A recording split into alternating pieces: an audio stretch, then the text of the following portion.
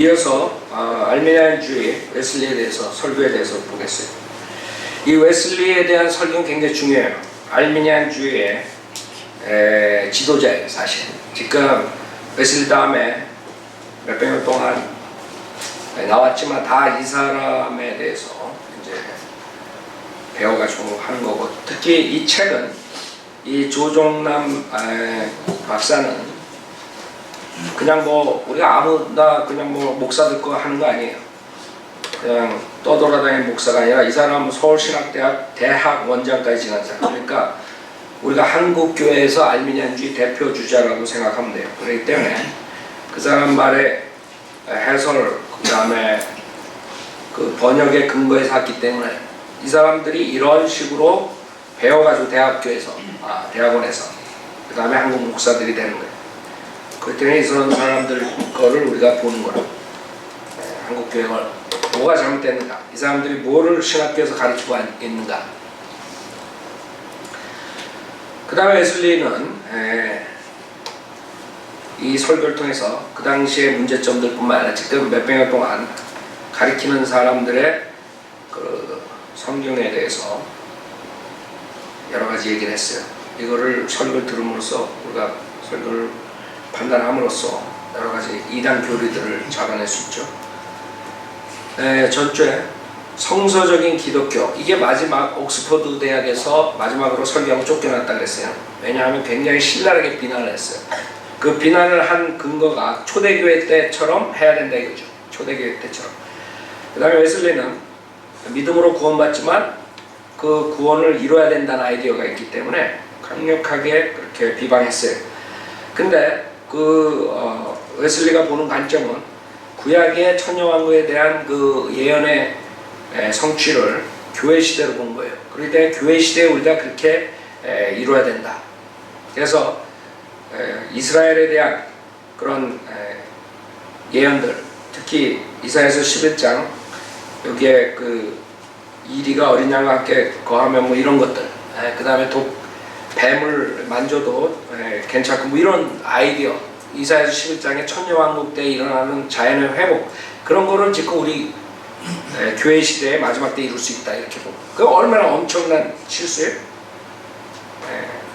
그렇게 봄으로써 성경 완전히 버리는 거, 전천연주의는 볼 수 없어요. 그 다음에 그 이스라엘의 회복, 로마서 11장, 주님께서 이스라엘 백성을 버린 게 아니라는 거죠.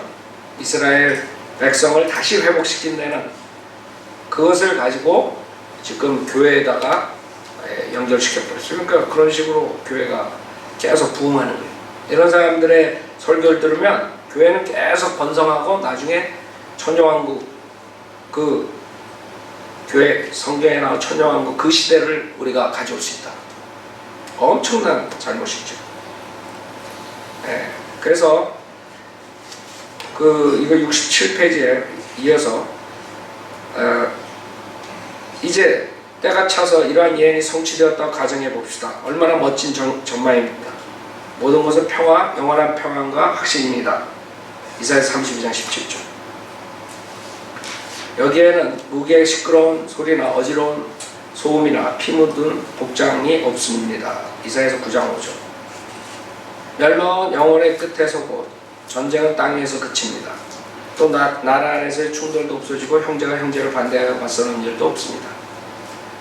다 구약에 나오는 천녀왕국 때 이루어지는 재림과 천녀왕국의 예언은 지금 설교하고 있는 거예요. 교회 시대에 우리가 이루어야 된다 이거죠.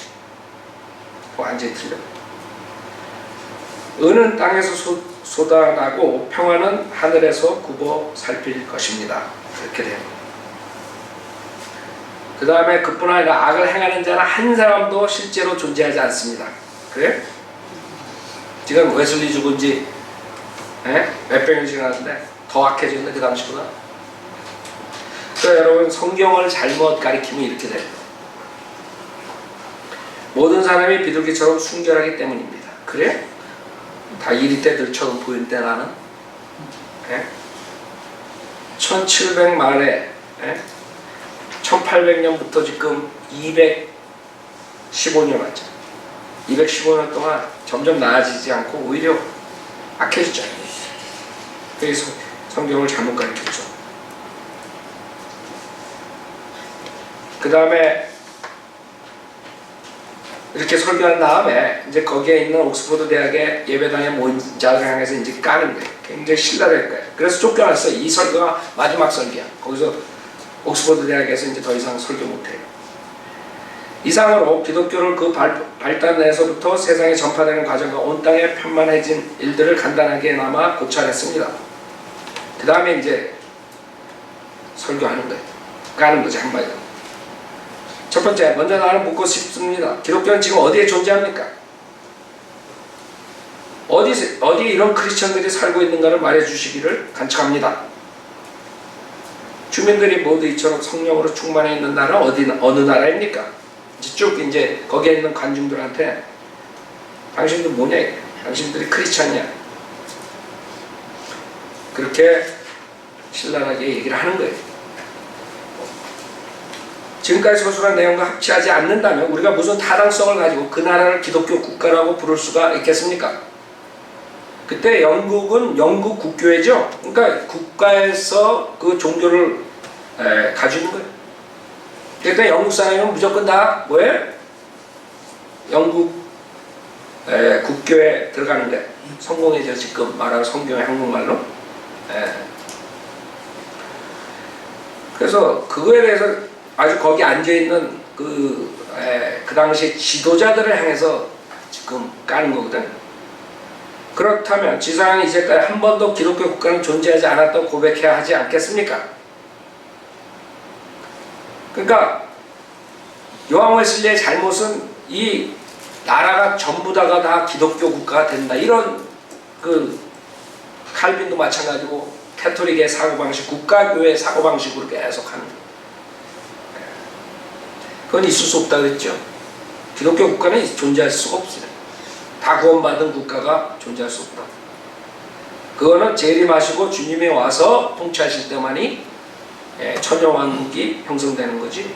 그 천년왕국을 교회 시대에다 하면 이렇게 착각하게 되고 기독교 국가를 만들려고 그래 자꾸. 그러니까 그 다음엔 죽인다고. 안 믿는 사람들.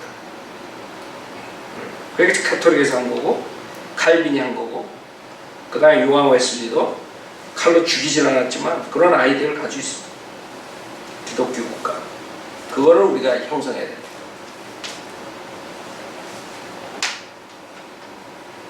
형제들이여, 나는 당신들에게 하나님의 자비하심으로 간청합니다. 당신들이 나를 미치광이 혹은 바보로 간주한다 해도 어쩔 수 없습니다. 당신들을 향해 누군가가 매우 솔직하게 말해야 합니다. 특히 이 시간에 해야 합니다. 왜냐하면 지금이 마지막 기회일지 누가 알겠습니까? 계속 설교하는 거죠.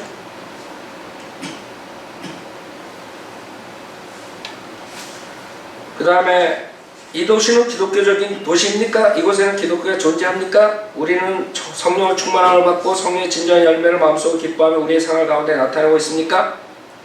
모든 장관님들, 대학이나 학원들 또는 여러 학회 학장이나 회장들 그런 한마음 한뜻입니까? 이렇게 까는 거예요. 거기 앉혀 지도자들한테 나는 당신들 그 지책 때문에 존경합니다. 하나님에 대해 인자들의 방식을 모방해서가 아니고 생각해 보시기를 바랍니다. 내가 이거 다 하는 게 아니에요. 뽑아서 지금 하는 거예요.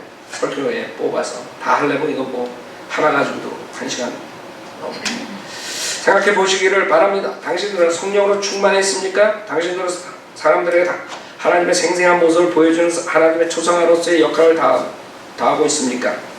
당신들 장관들과 위정자들이여, 나는 말합니다. 당신들은 신입니다. 지금 요한복음 10장 34절 이런 걸 인용해야지 하는데 그거 아니죠. 그 구약의 그 가시라는 소문자 G.O.D 그거를 얘기하는데 이렇게 요한 웨슬리가 많은 부분에서 성경적으로 오류가 있단 말이에요. 그러니까 당신들은 성경에서 신이라고 그러는데 왜 이렇게 못 사느냐 지금 이걸 얘기하는 거거든요. 그건 구약에 나오는 그 가스를 말하는 거죠. 당신들은 각각의 입장과 지위에서 우리에게 우리의 통치자이신 주님을 보여주어야 합니다. 쭉 까는 거 계속 몇 장을 까요? 그러니 쫓겨나지. 한 30분은 까는 거야. 전제 조건을 딱 얘기해놓고 우리가 천정왕국 그런 걸 형성해야 된다. 크리스찬은. 근데 당신들은 뭐냐? 한마디로. 당신들이 그런 국가를 지금 형성하고 있느냐? 그렇게 계속 신랄하게 몇십 분을 까는 거예요. 그러니 쫓겨났다. 당신들은 충만했습니까? 네. 당신의 중요한 직무가 그처럼 절대적으로 요구하고 있는 저 모든 성령의 열매로 가득 차 있습니까? 당신의 마음은 온전히 하나님과 함께 합니까? 땅에 하나님의 나라를 확립하려는 사랑과 열심으로 충만했습니까? 쭉 나와요. 그리고 당신들 존경할 만한 이들이요. 당신들은 특히 젊은이들로 하여금 부드러운 마음을 갖게 하고 무지와 오류의 그들을 없애버려서 구원에 이르는 지식을 얻도록 양성하기 위해 특별히 부르심을 받은 사람들입니다. 이렇게 또 싹짝 올려주고 또 까고 올려주고 까고 계속 그래요.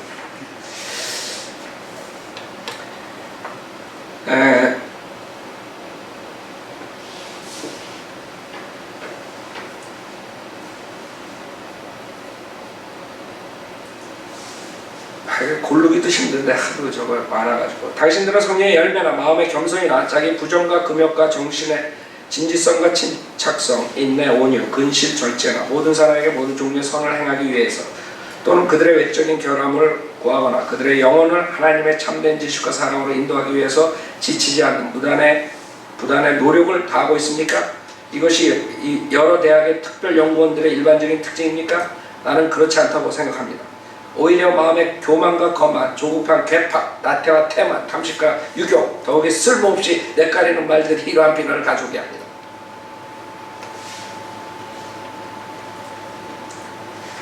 그 다음에 나는 반복하고 싶습니다. 이곳에 있는 젊은이에 대하여 우리는 무엇을 말해야 하겠습니까? 당신들은 기독교적 경건의 외형이나 능력을 가지고 있습니까? 당신들은 겸손하고 충고를 잘 받아들이십니까? 아니면 완강하게 제 마음대로 고집하고 거만합니까? 혹 가장 공손히 존경해야 할 사람들을 경멸하고 있지는 않습니까? 당신들은 전력을 다해 연구에 힘쓰고 평이한 일에서도 근면합니까? 날마다 하루에 할 수 있는 일을 깨끗이 처리함으로써 시간을 헛되지 않게 사용하고 있습니까? 그래가지고 한 수십 개 또 까고. 당신들 중 매우 많은 사람들이 경박한 한 세대인 것은 여기에서 나온 결과 중 하나가 아니겠습니까? 하나님께 대하여 경박하고 서로 간에 경박하며 자신의 영혼에 대하여 경박한 것입니다. 왜냐하면 당신들 중에는 매주 단 한 시간이라도 은밀한 기도를 위해 힘쓰고 있는 사람이 거의 없지 않습니까? 보통 당신들의 대화가 진행되고 있을 때 하나님에 대해 생각하는 사람은 거의 없지 않습니까?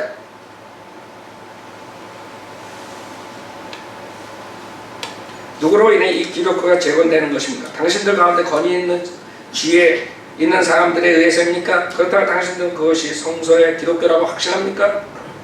당신들은 기독교가 재건되기를 바라고 있습니까?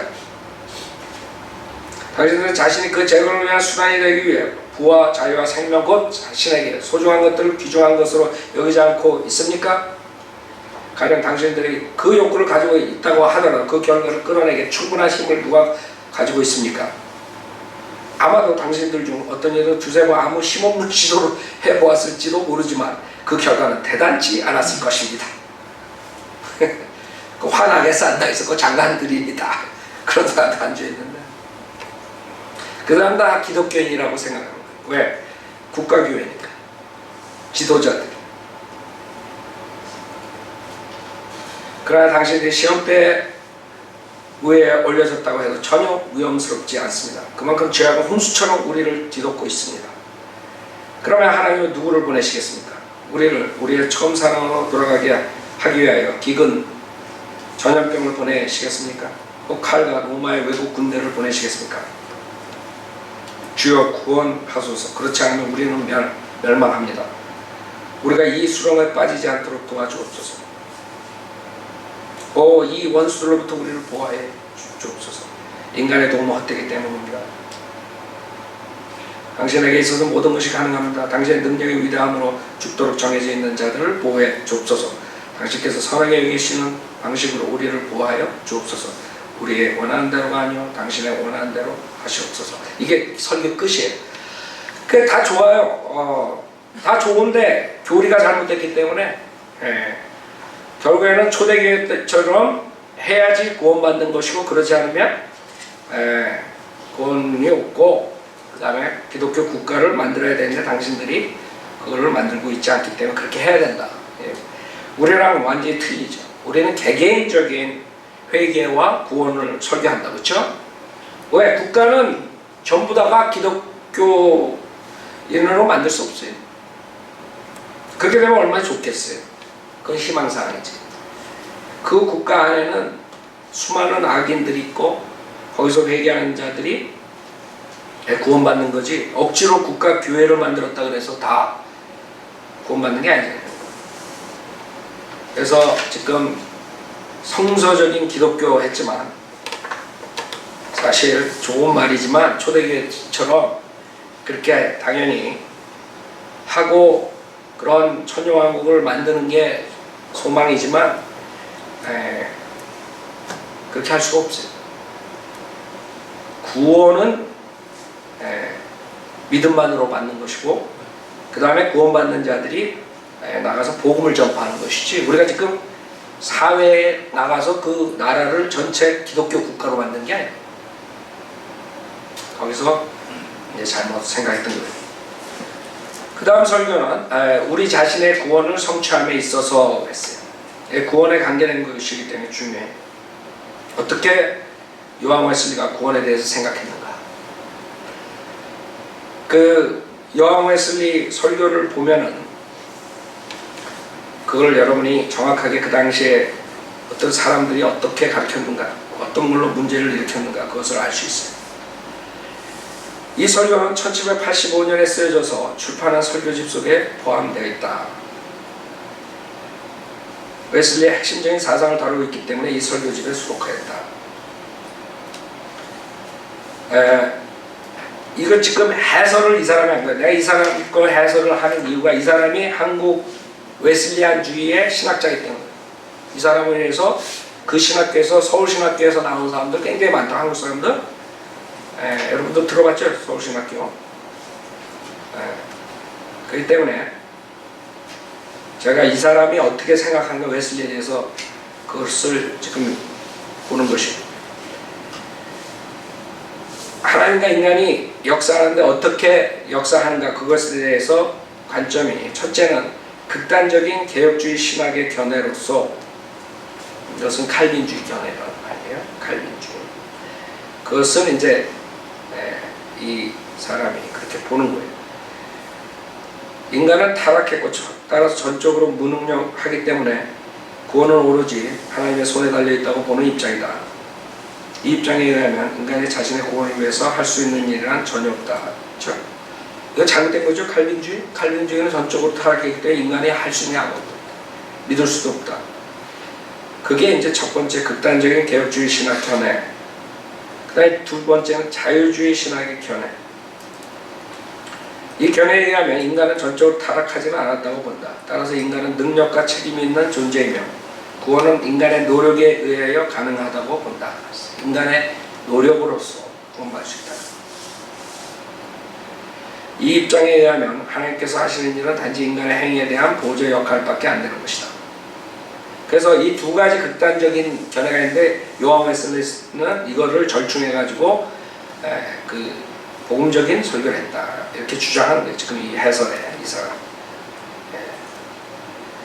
이와 같은 두 가지 양립된 입장을 성서적인 바탕에서 바로 정립한 사람이 요한 웨슬리이다. 그래서 이 사람은 요한 웨슬리가 그래서 가장 잘 가르쳤다. 이거고 우리가 봤을 때 지금 두 가지 입장과 요한 웨슬리 입장 다 오류가 있다. 이렇게 보는 것이고 왜냐하면 여기에 뭐라 그러니 웨슬리는 이 설교의 본문인 빌립보서 2장 13절을 정확하게 강의하면서 복음적 신인 협동소를 주장했다. 그래서 알미니안 주의자들이 칼빈 주의자한테 당하는 게 항상 하나님을 도와서 니네가 구원을 받는다. 그렇게 이제 칼빈 주의자들이 알미니안 주의자들을 반박한다고. 그래서 여기서 지금 웨슬리의 의견을 보면은 웨슬레는 이 설교에서 첫째로 구원에 있어서 하나님께서 하시는 일이 무엇인가를 살피고 있다. 둘째로 웨슬레는 구원에 있어서 인간이 하는 일이 무엇인가를 살피고 있다.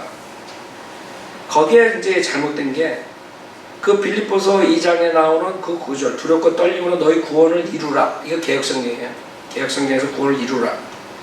우리 킹제임스는 구원을 온전히 이루라. 그러니까 우리 안에 있는 그 구원을 밖으로 행하라, 이런 아이디어거든. 근데 그걸 가지고 지금 구원론으로 보는 거야. 그러니까 어떻게 돼? 믿음으로 칭의는 됐지만 그 다음에는 그 구원을 이루어야 된다, 이런 설교가 나올 수밖에 없어요. 그래서 빌립보서 2장을 그렇게 해석한 게 거기서 치명타야, 치명타. 그것을 못 푸는 거야. 그래서 우리가 구원은 끝까지 이루어야 된다, 이렇게 나가는 거야.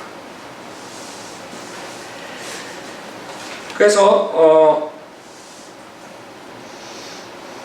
웨슬리에 의하면 이 말은 첫째로 모든 일에 가장 열심히 있는 마음으로 모든 조심과 주의력을 다하여 한다는 뜻이며, 둘째로 모든 일은 가장 부지런함과 최대의 속력 그리고 그 꼼꼼함과 정확성을 가지고 행해야 한다는 뜻이다. 이같이 웨슬리는 구원을 위하여 인간은 최선의 노력을 다해야 한다고 주장합니다. 여기서 띵뜨가 나요. 그래서 그것을 이제 사람들이 그러면 구원에 있어서 한편으로는 하나님의 주권적인 역할이 결정적이고 또 다른 한편으로는 인간도 최선의 노력을 다해야 한다고 주장한다면 이것은 서로 모순되는 주장이 아닌가, 그렇죠? 지금 웨슬리의 주장이 하나님의 주권도 얘기하고 그다음에 인간의 노력도 얘기해요. 그러니까 사람들이 그 모순된 게 아니냐 이렇게 얘기했더니 이제 세 번째 내용이 이 설교에 있다. 그 해설은 뭐냐면 웨슬리는 이에 대해 두 가지 측면에서 해결책을 제시한다. 첫째로 하나님께서 일하시니 그러므로 너희도 일해야 한다는 것이다. 이렇게 이제 해결책을 제시하는 거예요. 그러므로 우리가 우리의 구원을 이루기 위해서 노력할 수 있고 또한 노력해야만 하는 것은 하나님께서 먼저 역사하시기 때문이라는 것이다. 그래서 웨슬레가 그런 모순됐다, 어떻게 주권도 말하고 하나님 인간의 노력도 말하고 그거 잘못된 거다, 왜 두 가지 다 얘기하냐 그랬더니 웨슬레 아니다, 이거예요. 모순된 게 아니다. 우리는 하나님께서 일하시니까 우리가 노력하는 거지. 하나님께서 먼저 역사했기 때문에 우리는 그냥 그 다음에 하는 거지. 이렇게 나와. 그게 참 해석이 설명이 완전하지 않죠. 모순이 있다고 설명해요. 이와 같은 웨슬리의 주장은 인간의 노력을 배제시켜버리고 하나님의 역사만을 강조하는 전통적 칼빈주의자의 잘못이나 또한 하나님의 주권적 역사를 배제하고 인간의 책임만을 강조하는 펠라기우스적인 자유주의학 신학의 잘못에도 빠지지 않고 구원에 있어서 하나님과 인간이 서로 협력하는 관계를 잘 정립해 주었다. 내가 보기엔 잘 정립 안 됐거든. 근데 이 사람은 잘 정립됐대. 그러니까 우리가 칼빈주의랑 알미니안주의 공부하면서 그 극단적인 칼빈주의, 그 다음에 이쪽으로는 펠라기우스 그거 공부했죠? 기억나요? 펠라기우스는 완전히 우리가 노력함으로써 구원받는 거다, 이게. 전적 타락이 아니다, 이게. 그 다음에 칼빈이 완전히 전적 타락이 됐기 때문에 무너에 대해 아무것도 할 수 없다. 이 두 가지가 다 극단. 지금 그 얘기합니다. 근데 지금 이 책에서 해설하는 이 사람은 그래서 웨슬리가 그것을 잘 정립해줬다, 이게. 그러니까 웨슬리가 정립한 것을 보자, 이거예요. 어떻게 정립했는가. 웨슬리의 이와 같은 신학적 입장은 그의 선행적 은총에 대한 개념에서 더욱 분명해진다. 웨슬리는 구원을 넓은 의미에서 선행적 은총으로부터 영화에 이르는 전 과정으로 보며 좁은 의미에서는 구원을 칭의와 선물로 나누어서 보고 있다. 이 선행적 은총이란 하나님께서 모든 타락한 자연에게 값없이 주시는 은총으로서 보통 우리가 말하는 양심을 가르친다 그랬어요. 그래서 웨슬레는 우리 인간 모두에게, 구원받든 안 받든 모두에게 이런 선행적 은총이 있다 이거지. 그게 즉 양심이다 이렇게 얘기하는 거예요. 이 은총은 인간의 결과에 의해서 하나님이 주시는 것이 아니라 모든 인간에게 값없이 주시는 것이다. 따라서 웨슬레는 실존적인 인간 치고 전혀 은총을 받지 못한 자연 상태에 머물러 있는 인간은 없다고 말한다. 하나님께서 이와 같이 먼저 인간에게 은총을 주시기 때문에 인간은 선악이 무엇인지 분별할 하게 되고 더 나아가서 깨닫게 하는 은혜를 주시기 때문에 회개할 수 있는 것이다. 그래서 웨슬레의 그 아이디어는 양심을 선행적 은총으로 보고, 그 다음에 그 은총으로 인해서 그 선악이 무엇인지 분별하게 되고, 그 다음에는 깨닫게 하는 은혜를 주기 때문에 그 다음에 회개할 수 있다. 이렇게 나옵니다. 깨닫게 하는 은혜. 그거는 깨닫게 하는 은혜는 즉 칼빈주의자나 구원파에서 말하는 건 뭐 신비롭게 하나님께서 뭐 깨닫게 하는 그걸 말하는 게 아니에요. convincing grace라고 해가지고 convincing 한다. 자, 이와 같은 점으로 볼 때 웨슬레에게는 하나님의 은총과 인간의 노력이 서로 배타적으로 취급되지 않고 긴장을 지나면서 결국 하나님의 주권적인 은총의 역사 안에서 인간의 노력이 거기에 응답해 나가는 것으로 설명되고 있다. 그러니까 웨슬레는 하나님이 우선 선행적 은총을 주고 그 다음에 인간이 그런 노력으로서 깨닫게 되고 회개할 수 있다. 이런 아이디어. 문제는 지금 웨슬레도 마찬가지지만 지금 구원을 믿음으로 받는다는 그런 얘기를 하면서도 결국에는 구원을 이루어야 된다. 우리 인간의 노력으로서. 그걸 빌립보서 2장 12절 13절을 가지고 그렇게 하는 게 문제라고 해요. 그래서 웨슬레는 칼빈주의자처럼 그렇게 하지 않았고 또 펠라기우스처럼 또 행위만으로 하지 않고 그 두 가지를 한마디로 말해서 짬뽕했다. 짬뽕석이다. 한마디로. 그러니까 웨슬리가 맞다. 지금 이거거든. 자, 그래서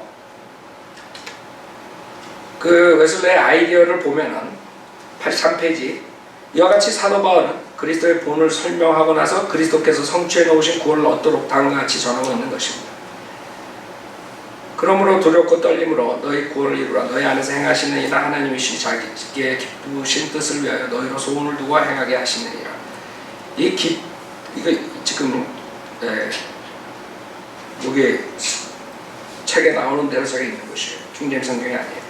이 뜻깊은 말씀에서 우리는 다음과 같은 점을 관찰할 수 있을 것입니다.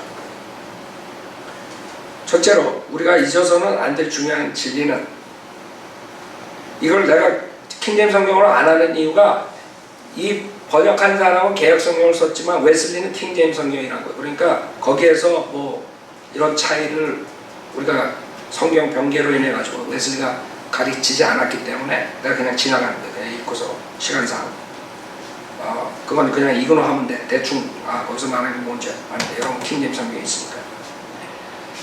첫째로 우리가 잊어서는 안 될 중요한 진리는 우리 안에서 행하시는 이는 하나님이시니 자기의 기쁘신 뜻을 위하여 너희를 소원을 두고 행하게 하신다는 것입니다. 우리 인간이 해야 하는 노력은 두렵고 떨림으로 너희 구원을 이루라는 것입니다. 그래서 그 사람들은 그 walk out, walk in, 우리 하나님께서 인사이드에 계시고 그 안에서 행하시니까 우리가 walk out 하는 거거든요. 그러니까 구원받은 사람은 그 구원을 행하는 거라고 우리가. 그걸 이루는 게 아니에요. 구원을 얻기 위해서 노력하면서 구원을 어느 시점에 얻는 거, 그걸 말하는 게 아니란 말이에요. 근데 그것은 그렇게 봤다는 거지. 그게 문제야. 이루어야 된다.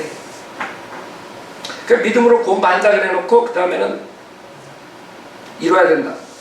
여러분 워치만이 내가 저번 주일날 얘기했을 때 그런 아이들이 믿음만으로 봤을 때는 반쪽 구원이고 그 다음에 혼이 폐쇄되고 뭐 어쩌고 거기다가 또 혼을 집어넣어가지고 겉사람을 혼으로 봐가지고 혼이 폐쇄돼야지 또 완전한 구원을 얻는다.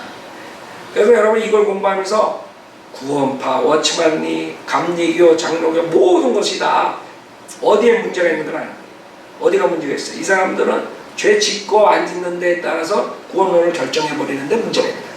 구원론은 죄 짓고 안 짓는 데 구원론이 걸린 게 아니에요. 구원론은 믿음이 있느냐 없느냐에 결정되는 건데 다 거기서 문제가 생겨요. 비록 웨슬리는 믿음만 구원받는다 해놓고도 이 구절 같은 것들을 해결을 못했기 때문에 요한일서 같은 거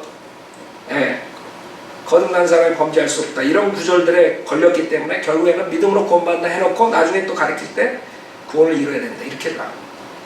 그러니까 여러분이 이런 거를 설교를 들으면서 뭐가 이 사람들의 문제인가? 우리 성인들은 믿는 사람들은 뭐가 틀린가? 그거를 여러분 잡아낼 줄 알아야 돼요. 이래서 저 사람들이 우리가 믿음만 구원받고 영원히 구원받는다는 건 난리를 죽이는구나. 그 영향들이 다 있는 거예요. 세 번째, 앞에 두 가지 연결해서 얻어지는 결론은 너희 안에서 행하시는 이는 하나님이시 그러므로 너희 자신의 구원을 성취하라는 것입니다. 이렇게 보는 거예요. 웨슬리는 그 빌립보서 2장 가지고 구원을 우리가 성취해야 됩니다.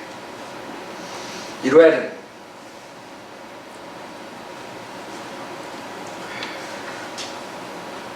그 다음에 웨슬리는 이룰 수 있다 이렇게 나오는 거고 다른 사람들은 이룰 수 없다 이렇게 나오는 거예요. 그래서 웨슬리가 거기에서 차이가 웨슬리는 우리가 극복할 수 있다. 웨슬리는 그렇게 살았고 그렇게 노력했고 죄 안 지으려고 매 시간 그렇게 믿었어요. 웨슬리는 진짜 구원을 이루려고. 그러니까 웨슬리는 자기가 박해를 안 받으면 자기가 구원을 잃어버린 것처럼 생각하고 두려워했다.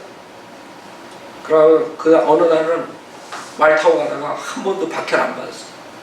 그래가지고 말에서 내려서 왜 나는 왜 내가 뭐 잘못했가 하나님 내가 박해가 없어가지고 두려운 마음으로 있을 때 돌이 딱 날라와가지고 그때 아이고 이제 하나님과 바른 관계다. 그 정도로 그런 식으로 살았다. 평생을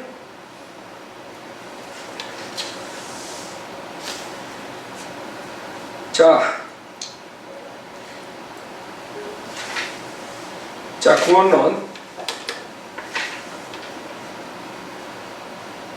두 번째 문제로 넘어갑니다. 만약 하나님께서 너희 안에서 일하신다면 너희 자신의 구원을 이루라.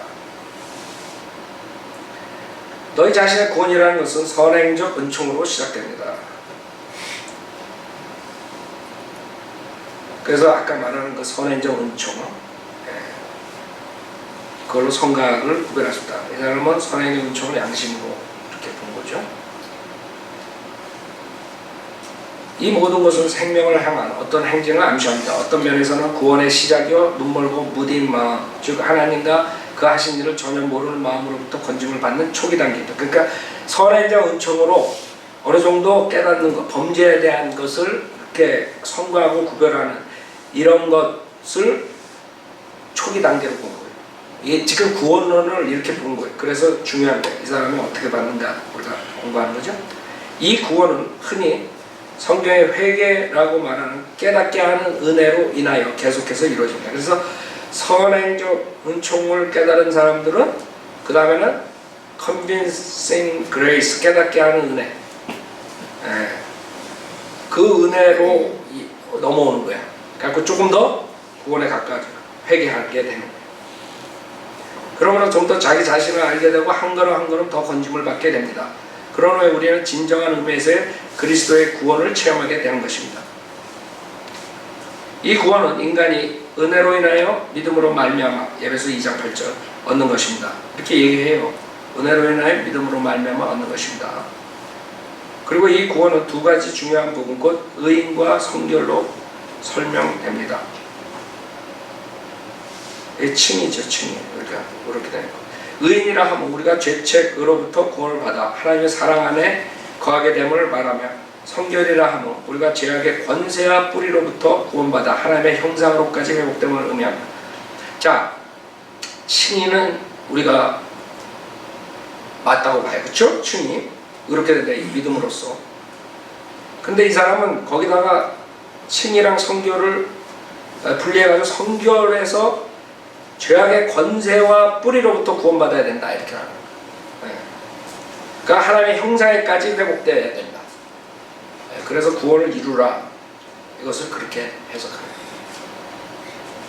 성경에서 보여주는 것처럼 우리의 경험도 이 구원은 순간적이면 우리는 구원은 순간적이다 이렇게 하지만 이 웨슬리는 설교를 이 구원은 순간적이며 동시에 점진적인 것을 나타낸다 이렇게 합니다.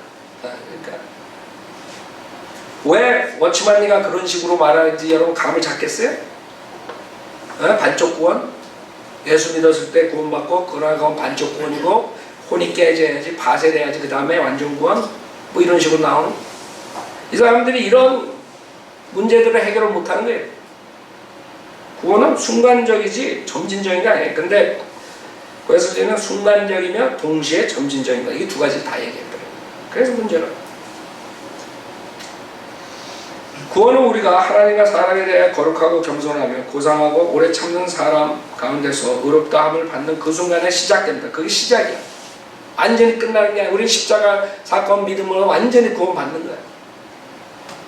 근데 웨슬리는 그게 시작이야 이제.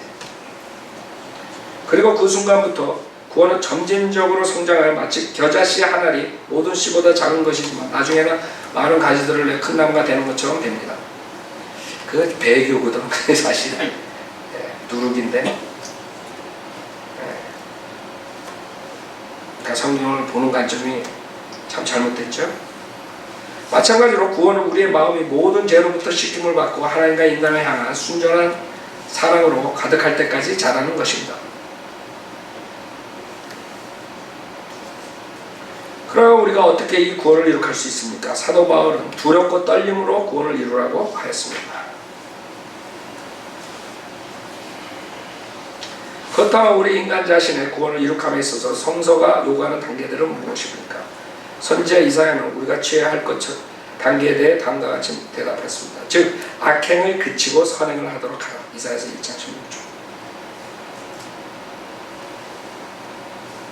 만약 하나님께서 여러분 안에서 역사하셔서 이미 주어진 은총으로 인하여 믿음으로 말미암아 현재 구원과 그리고 영원한 구원에 이르기를 여러분이 희망한다면 여러분을 유혹하는 악마뱀을 피하여야 합니다.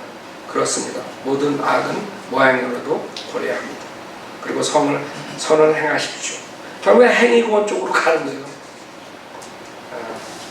안타깝죠? 그게 알미니언주의자.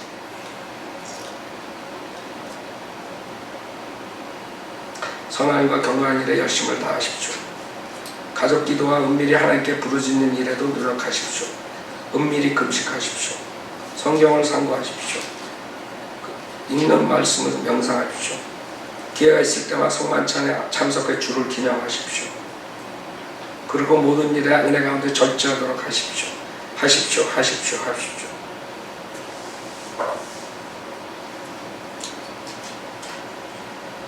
문제는 우리는 설교, 구원받고 그렇게 행하라 이렇게 설교하지만 웨슬리는 그게 구원의 단계니까 문제라고요. 그렇게 해야지 구원에 이른다 이거예요. 무슨 말인지 알죠?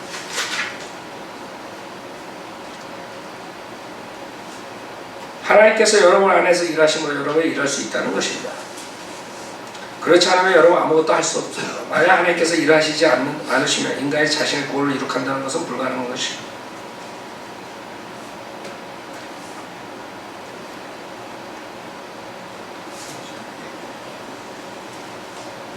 영혼이 자연적으로 죄악에서 죽었다는 것을 인정한다 하더라도 그런 변명은 성립되지 않습니다. 왜냐하면 단순히 자연상태에 머물러 있는 인간이란 하나도 없기 때문입니다. 인간이 하나님의 영을 꺼버리지 않는 한 하나님의 은총의 역사 밖에서 홀로 있는 사람은 아무도 없기 때문입니다. 이것도 잘못했죠. 그러니까 구원받지 못한 사람들, 모든 인간들이 그 단순히 자연상태에 머물러 있는 게 아니라 하나님의 영을 꺼버리지 않나. 그러면 구원받지 않은 사람들도 하나님의 영이 있다는 거거든요. 그래서 하나님의 영을 꺼버리지 않는 한은 모든 사람이 하나님의 은총 안에 있대. 왜? 양심을 가지고 있기 때문에. 그러니까 양심과 선행적 은총을 같이 받고 거기까지는 뭐 그렇다고 쳐요. 근데 그것을 하나님의 영이 꺼져버리지 않는 한은 그런 사람들은 그 다음에 구원받을 수 있게 된다 이거죠. 그러니까 익스큐즈 하지 말라.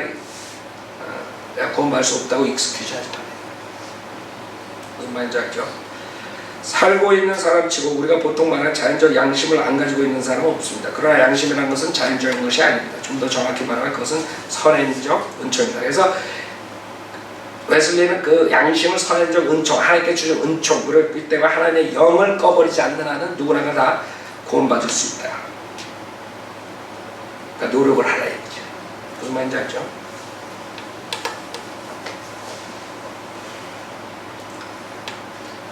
따라서 여러분께서 하나님 안에서 일하시는 한 여러분은 자신의 구원을 이룩할 수 있습니다. 여러분의 공로가 없어도 하나님께서 자기의 기쁘신 뜻을 따라 여러분 안에서 소원하시고 행하심으로 여러분은 모든 의를 성취할 수 있습니다. 그래서 웨슬리는 우리 구원받은 사람들은 하나님의 안에서 일하니까 그 모든 선을 행할 수 있다고 종교를 해요. 우리는 우리가 하나님을 따라가면 선을 행할 수 있고 안 따라가면 죄를 짓는다 이렇게 얘기한다. 그렇죠? 근데 웨슬리는 그걸 용납 안 해요. 죄를 지면 지옥 가는 거니까 구원받은 사람은 누구나 하나님이 역사하기 때문에 우리가 그 선을 행할 수 있다. 그걸로 종교를 합니다. 그 차이점 알겠죠? 그래서 결국에는 구원을 이룰 수 있다 이게. 하나님이 우리 안에서 역사해요. 여러분 하나님 성령님이 여러분 안에 있지만 여러분 124시간 맨날 선을 행하고 선을 생각하고 살아요? 하나님께서 인간이 이 패역한 세대로부터 그 자신을 구원하지 아니하면 인간을 구원하시지 않을 것입니다. 믿음의 선한 싸움을 싸워 영생을 취하지 않으면 인간이 좁은 문으로 들어가기를 힘쓰지 않으면 자기를 부인하고 매일 자기의 십자가를 지지 않으면 그리고 부르심과 택하심을 굳게 하기 위하여 모든 수단을 기울이지 않으면 하나님은 인간을 구원하지 않으실 것입니다. 얼마나 차이가 나요. 처음에는 비스끄름하다가 나중에는 완전히.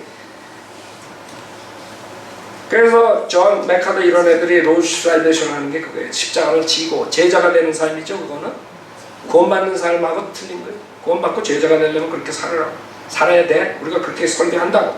그러니까 그렇게 못 살 수도 있다. 근데 제자가 되는 삶을 살아야지만 뭐야? 구원에 이른다.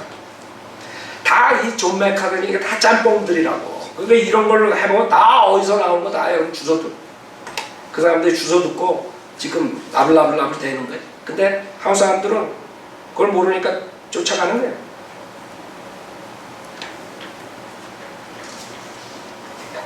그러므로 형제 여러분 썩는 양식을 위하여 일하지만 영생할 수 있는 양식을 위하여 일합시다. 시간상 여기서 끝냈어요. 한번 제가 더 해야 될 것 같아요. 아주 중요해 이게 영어 메시지 설교가. 이거를 여러분이 보면은 지금 세상에서 가르치는 모든 신학이 여기 다 나와. 문제점. 지금 우리 로마서 7장 새 사람, 옛 사람 그 문제들 그게 다 나온다. 이 사람들이 그거를 어떻게 풀었던가 그걸 못 풀었기 때문에 결국 이렇게 행위권으로 가는 거라. 그러나 구원파가 왜 그렇게 가르치고 워치만이가 왜 그렇게 가르치고 다 여기 안에 다 있습니다.